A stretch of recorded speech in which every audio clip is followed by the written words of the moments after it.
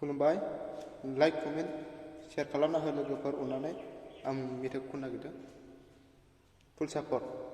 subscribe like comment share गासिबो खालामना हो जाहाथे आंनि गोदान गोदान मेथाइ खननायखौ नोंथांमोनहा नुबाय थानो मोननायनि अके होमबा मेथाइखौ जागायनोसै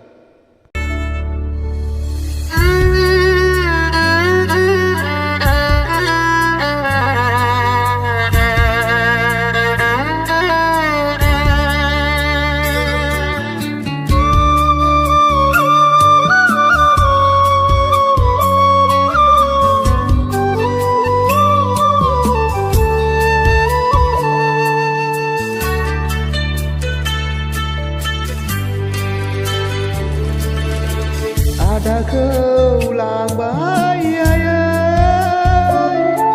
Polis pada kau tarnana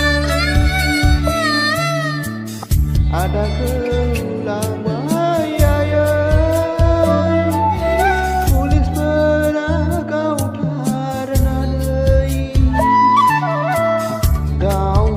apa darah ini bana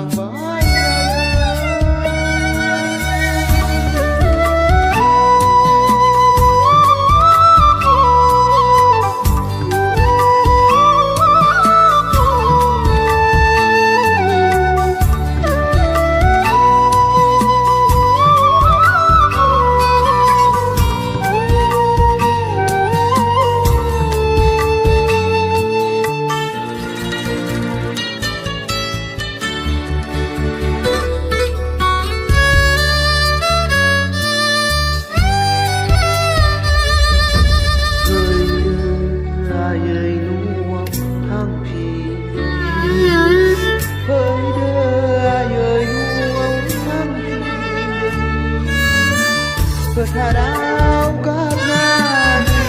ada kau sembuh biar menimbang Berharap karena ada kau sembuh biar menimbang Lega setang dengan jam senang sehelawang